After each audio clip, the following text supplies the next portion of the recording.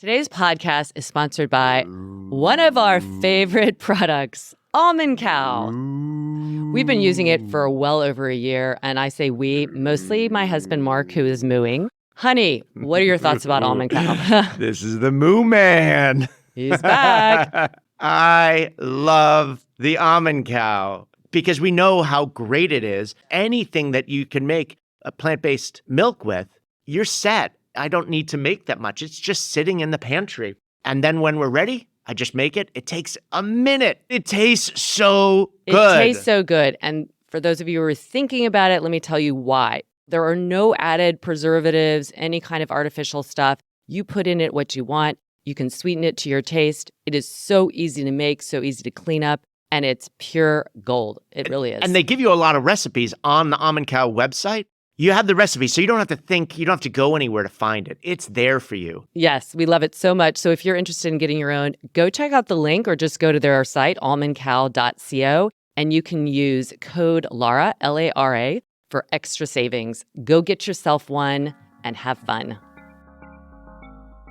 I'm Laura Hyman, and welcome to Redefining Movement, a lit podcast designed to investigate all aspects of movement from my background in physical therapy and neuroscience. My mission is to help everyone find freedom through smarter movement patterns and compassion for ourselves and others, so together we can live our most uplifted lives, benefiting all beings.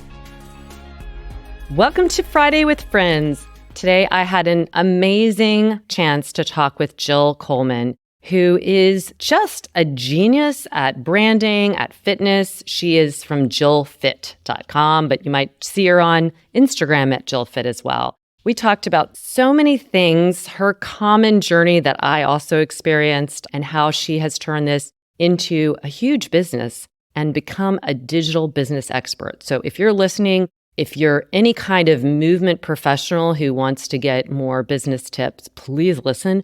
But it's also such a great conversation about really owning your core values, shifting from spending so much time thinking and worrying about your body image to really loving yourself and so much more. It was just a pleasure to talk to Jill. So please enjoy our podcast.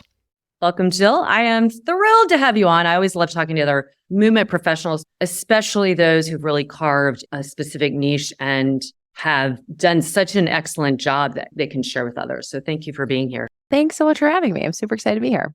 So let's just start. Where did you begin? How did you get into fitness? P.S. I read on your website that you are a secret lover of step. And I immediately was like, this is like a sister from another mister, because I taught step aerobics. And I was just saying to one of my teachers the other day, I really want to bring it back in somehow. It needs to make a resurgence. I really do miss it. I think it will. So tell us about your path into fitness. Yeah, so I was really one of those lucky people who just fell in love with fitness at an early age. And so playing sports in high school, I was a rower in college. I started teaching step aerobics when I was 16. My very first job was at a gym. And I was like, I'll get a free membership. And so I started just going to all the classes, fell in love with them, started personal training when I was 18 in college, used that to make money through college, got my degree in exercise science. Ended up after college getting a full-time job working, running the fitness facilities at my alma mater, which is Wake Forest University. And I was there for about a decade. Now, one of the things that happened with me was, as someone who loves fitness, and I'm sure you can relate to this, you get to the point, especially in your early 20s, where you want to push your body. I was doing a lot of triathlons at the time, half marathons, things like that. And I was curious about doing a figure competition, which is like bodybuilding, but you also wear heels and you wear a suit and there's this feminine aspect to it. And I was like, maybe I could just get really lean and get the best shape of my life. And I did my first competition at 24, ended up winning my show and was just addicted to this extreme fitness for about 6 years.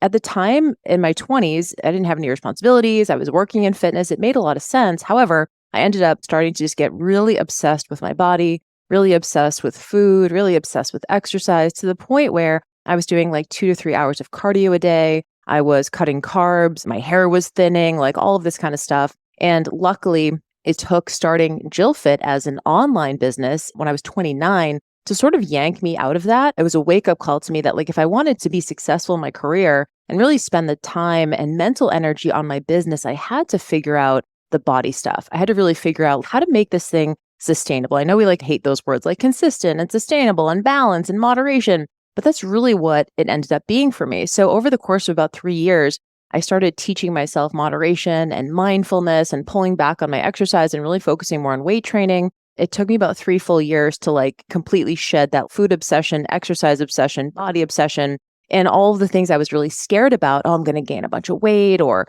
I'm just going to go off the rails. Like all of these things that we catastrophize in our heads didn't end up happening. We ended up at JillFit starting the online portion of the business in 2010.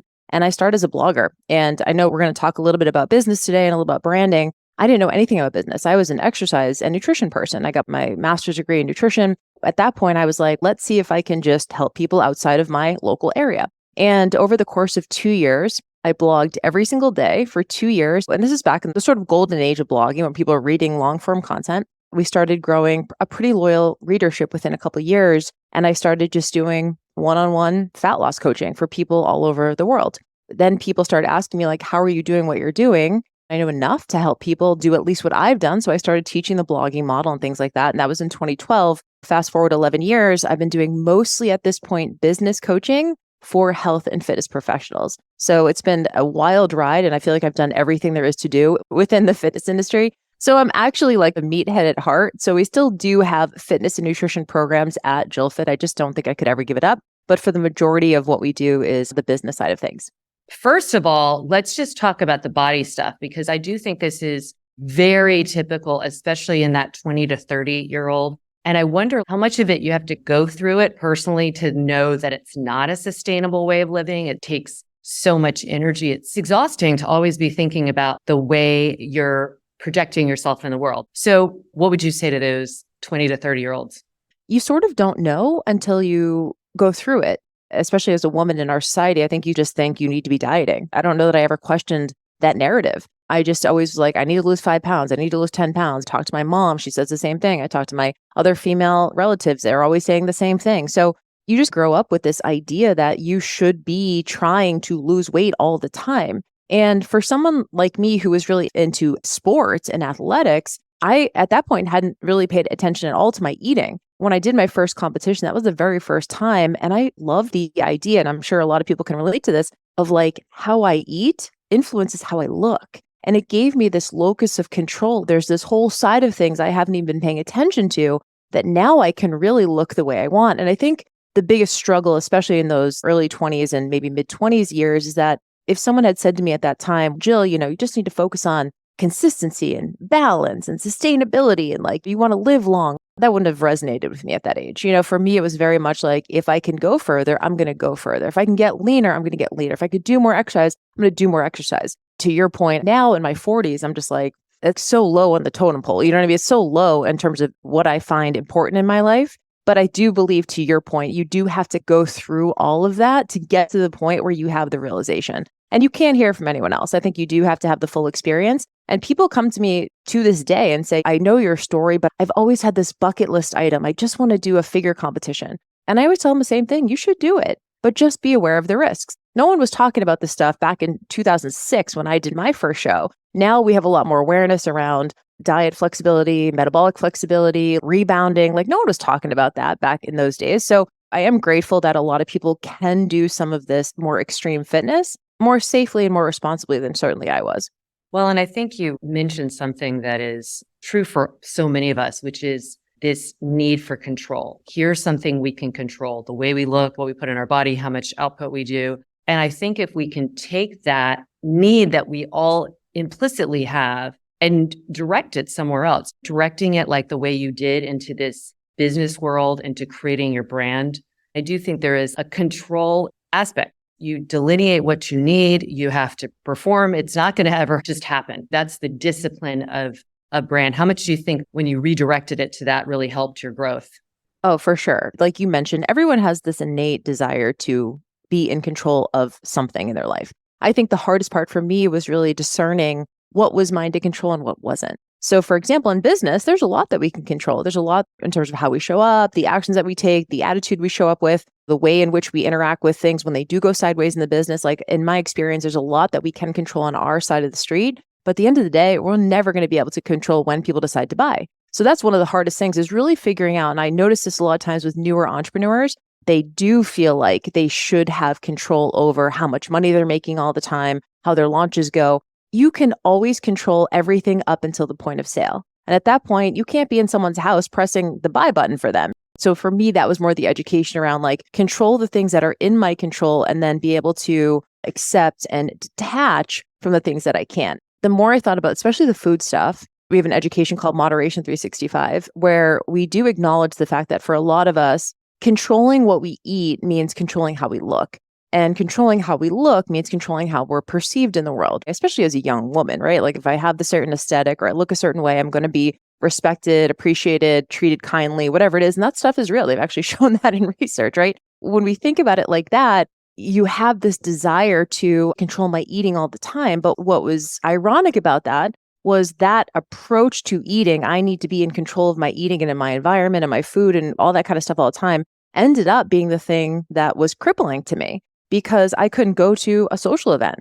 I couldn't go on vacation. I couldn't take a road trip because I had so much anxiety about the food environment. So if you think about it from that perspective, the ultimate control is really trust. I can trust myself to handle any situation that I find myself in. Like that's the ultimate in control. But so many of us try to put the Band-Aid on. We need to be eating our food in our kitchen and be at our gym with our treadmill and have all of these things in place when really that's the most fragile environment you could be in, right?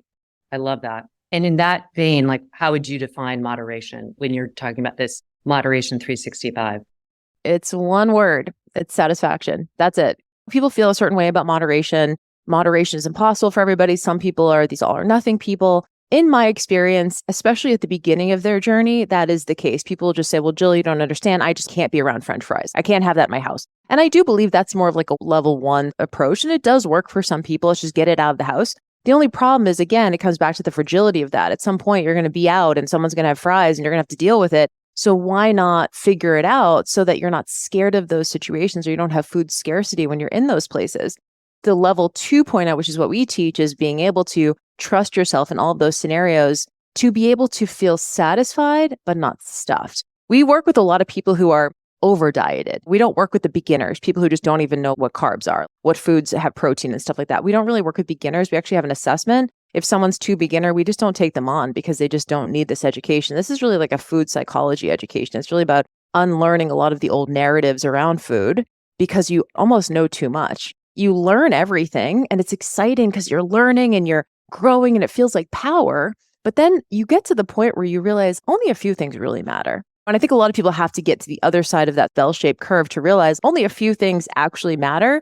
It's cool to have the knowledge of science and hormones and metabolism, but on the other side, there's only a few big dial movers. And so that's really the place of peace and ease and automation that we get people to. So with all your background, all your interests, how did you first figure out the path to go to? Because we know that's a problem with branding. If you're trying to get everybody, you might not get as many people. Like, how did you figure that out?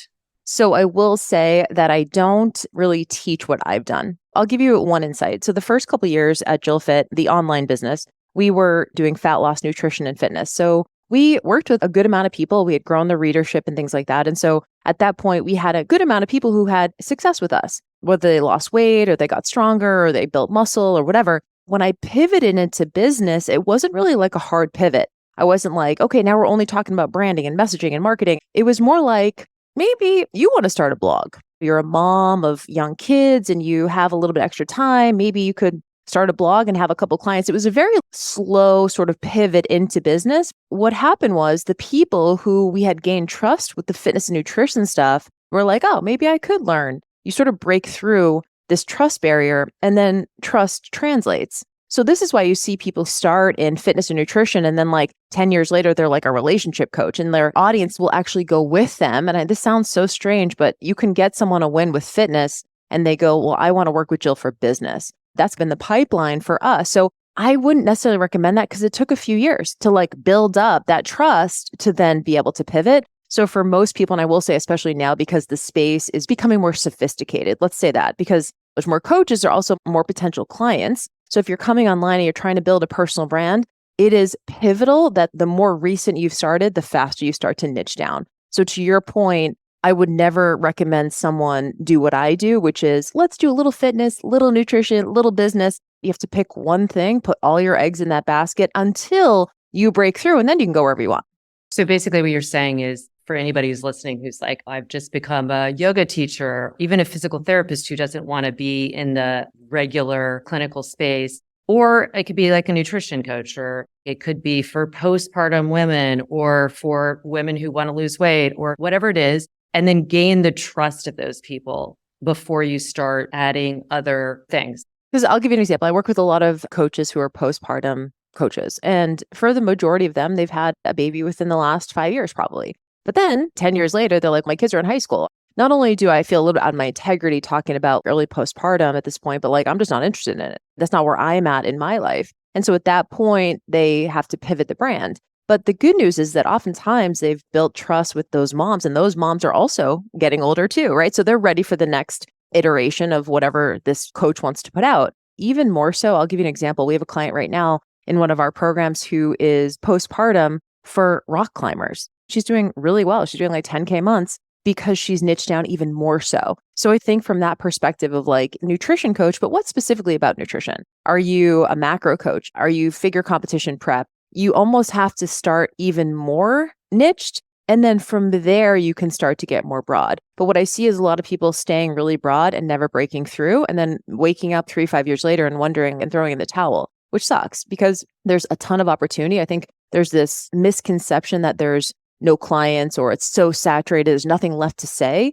And one of the best things that came out of the pandemic was it showed regular people that online solutions can work for them. So a lot of people came out of the gym or the studios, they started working out at home and they don't want to go back. So we did see a huge influx of potential clients as well. So while the coaches are now growing, so are the potential clients in the pool of people. You're literally limited geographically. Online, it's like you could be working somewhere and anywhere in the world. There's massive opportunity here, but for a lot of people, they do feel for some reason like it's too saturated for them. Today's podcast is sponsored by AminoCo. I've been using AminoCo products for well over a year, and I really love them. I love the taste, but most importantly, I love the science-backed health benefits. Today, I'm going to tell you about Life. Life is the name of it. So Life is really great for those of us over age 40. Why? Because did you know muscle and heart function start to decline after age 40? So in clinical trials, Life has been shown to enhance the physical function and muscle strength while supporting normal cardiovascular health. So at age 53 and a half, I'm really concerned about maintaining my muscle density and of course my heart health. So I use this. I put 1 scoop in with water, but you could put it into a smoothie, you can put it into juice, and it is vegan, it is GMO free, and it is patent produced. It's an amazing, amazing product. And you can go to aminoco.com. That's aminoco.com/lit and save 30%. I love the idea of super niching down. And in terms of trust, I'm curious because I see this like somebody who's actually really versed teaching postnatal but hasn't had a child. Because then I do think we're in this together. The main thing I have is A, the willingness to get on here and share it, and B, the expertise to give you more knowledge. How important do you think that is? It's massively important. It really is. As much as I want to be like, you don't need to be in shape to be a personal trainer. Like part of me feels like you have to have something about you that says you value your health. Even if you don't have the quote unquote traditional fitness look, you could share in your Instagram stories how you're eating and how you're training. And like, you just have to be a product of your product. That's the whole idea behind it. People need to see you interacting and doing the thing that you're saying is important. It would be like going to a doctor and them eating Cheetos in front of you or something. You would just be like, this feels not congruent. This is actually one piece of branding. So the way that I teach branding at JillFit is there's 3 pieces. We call it the 3 M's. So the first is mastery. To your point, you need to be an expert. Number 1, you need to have some kind of credential, certification, expertise. You have to have knowledge. People are paying you for solutions. As much as they like you and you're cool and they get along with you, at some point, if they're only going to hire you if you have a solution for the problem that they're struggling with. And so for a lot of people, they come in and they think that's going to be enough. They go, well, I got my credential. Surely I'm going to be successful. That's an important piece. But that's only one piece. The other 2 pieces, number 1 is me. So ME, essentially meaning you, the person. And this is what you're speaking to, which is what's my story? What's my own experience of this? What is my personality? What's my values? What are the ways in which I want to show up? What is what we call our knowables? Knowables are things that like have nothing to do with your expertise, but you share, oh, you have a dog and you're married or you go on date night every week or whatever. It's like these things that have nothing to do with your expertise, but that create connection and relatability. And then the third M is methodology. And this is one that sometimes we forget about is like, what's your unique philosophy when it comes to the thing you're teaching? So yes, I can be a nutrition coach and I can be a nutrition expert, but what's the specific way I do nutrition? Is it macro counting? Is it moderation, mindfulness? Is it fasting? What's the specific methodology? And that's how you're also going to set yourself apart. When we think about expertise, mastery, for the majority of people, whether it's yoga instructors or personal trainers or nutrition coaches, we all have around the same level of expertise. We're all the same, and the average consumer doesn't know the difference. So we're never going to be set apart from like being the smartest person. And that's where the piece about you showing up as you, and that's the hardest part. It's easy to sit behind your expertise. The harder part is to really feel comfortable enough to pull back the curtain and share your values and your energy and your vibe and what you think are important outside of just being an expert. So a lot of times I work with newer entrepreneurs on that kind of stuff because they're just scared. They're not sure it's okay to be themselves online. Exactly. Sometimes they think they just have to mimic somebody else that's successful. And it's like you can look at them for inspiration and see like what has worked. At the end of the day, you need to be yourself.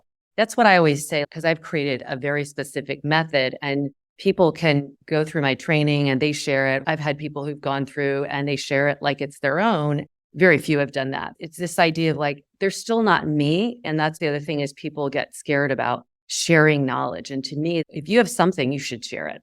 You have to share it. You're not going to have success if you don't. You're going to hoard all your information. How's someone going to know that you're good? Totally. And that's where you have to trust that what you have to offer is special and unique enough that people are going to keep wanting to come back to you for that. And on that note, I think it's really important to know that not everybody is going to like what you have to offer. When people are looking at like, I put in all this energy and I'm not getting enough customers signing up for some program, like how do you help those people to recognize it takes time? Not everybody is going to sign up. The overarching theme is expectation management. I'm a marketer and I do blame marketers because they're saying things like, make your first 100,000 in 30 days. And I'm like, who's making that? At the end of the day, if you want to recession-proof your business, have an amazing brand. You'll always be able to make money. That's why I'm so passionate about it, is because it is the foundation, but it's also a thing that takes the longest to build. When we think about brand, another word for branding is trust building, or becoming someone who's what we call a trust agent. In order to build trust, that takes time in any relationship. So the idea that you're going to be able to come online brand new as a coach or a trainer or instructor and be able to convince a lot of people to part with their dollars is not possible. And it's not because you're not good. It's not because you're not the best instructor in your area. It's not because you're not qualified. It's not because you're not amazing. It's just the nature of this business. We have to put in the time. So instead, I would say come in and expect that it's going to take a couple of years, even if you're super consistent. So we usually give people the timeline, and this is my experience with my clients, about 18 to 24 months. The time's going by anyway. But on the other side of that, you have time freedom, autonomy, flexibility, on-demand money if you want to launch. But for some reason, people hear it, they don't take it in. So then they wake up and it's been 6 months and they're like, this doesn't work. The sad thing about that is that it really does work, but so many people give up before they get there, or they give up and they go and get a regular job for a while and then they come back and they wish they never stopped. And by the way, I don't think that anyone can do this. I think there's a certain temperament that it takes to be able to value tenacity, resiliency. You don't have to gamify your business. Sometimes you just show up, you do the thing, and that's it for the day. You have to have a lot of patience, and you also really just have to love this thing. You know, Shantae, she's my best friend, and she's also my business partner. We talk a lot about this. I would much rather someone come in and say, I'm hoping to quit my full-time job in 3 years. Do you think that's possible? I'm like, yes, now we can go forth. But what happens is people come in and marketers will teach you easier, faster, less effort. That's the hook. And they expect that it's going to happen really fast. But the temperament is you have to be someone who just loves doing this and would do it for free. And that's the irony of something like this. And you know this, Laura, like the people who would do this, whether or not they were making money, end up making the most money. And that's the irony of it.